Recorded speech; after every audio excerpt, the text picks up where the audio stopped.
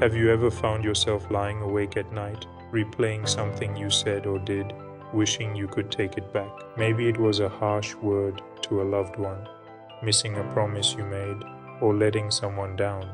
The weight of guilt feels unbearable, doesn't it? For me, it was a time I missed a close friend's wedding because I was overwhelmed with work. The guilt ate at me for weeks. Brene Brown says, guilt is holding something we've done or failed to do up against our values and feeling psychological discomfort. It's uncomfortable. But here's the thing, guilt isn't just a punishment, it's also a signal, a sign that you care, that your actions matter. What if I told you that guilt isn't just a punishment, it's also a signal, a chance to grow?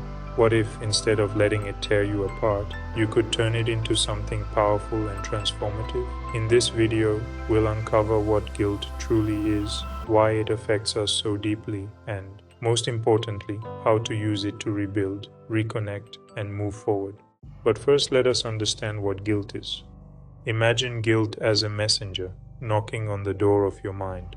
It arrives when you've done something that conflicts with your values. Guilt is the internal alarm that goes off when we recognize we've done something wrong or failed to meet our own values. Unlike shame, which attacks who we are, guilt focuses on our actions. It's the voice that whispers, "I made a mistake," not "I am a mistake." This distinction is crucial because guilt isn't here to punish you, it's here to teach you. Think of a time when you snapped at someone you care about. Later, you felt guilty because you knew it wasn't fair to them.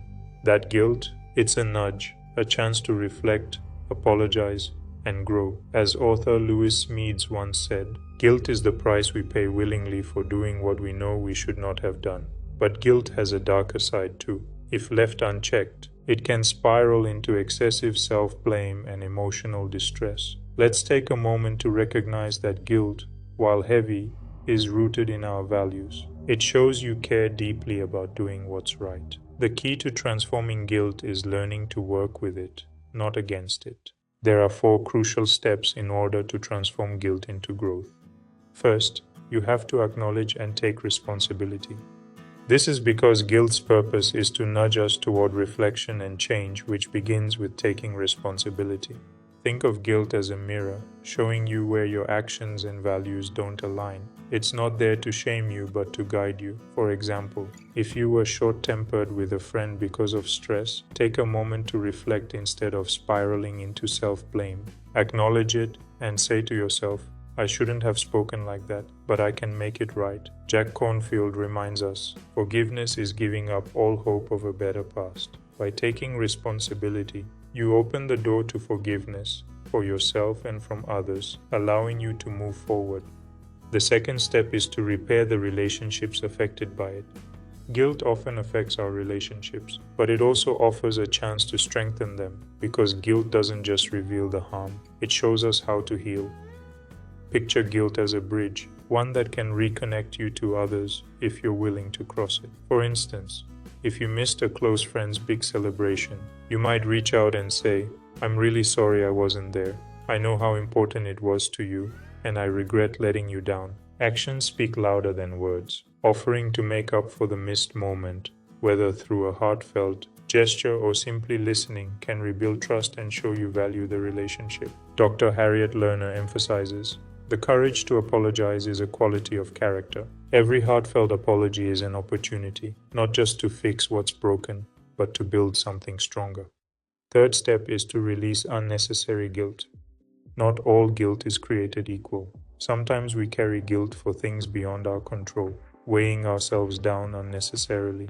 This is where guilt can deceive us, blurring the line between accountability and self-punishment. For example, you might feel guilty for not attending every family event due to work or personal obligations. But remember, setting boundaries doesn't make you a bad person. It's a sign of self-respect. Brene Brown offers this wisdom. We cannot ignore our pain and feel compassion for it at the same time. Ask yourself, is this guilt truly mine to carry, or am I holding myself to an impossible standard? By releasing guilt that doesn't serve you, you free yourself to focus on what truly matters. And the final step is to practice self-forgiveness. Transforming guilt requires self-compassion. Once you've taken responsibility and made amends, The final step is to let go. Self-forgiveness isn't about excusing mistakes, it's about learning from them.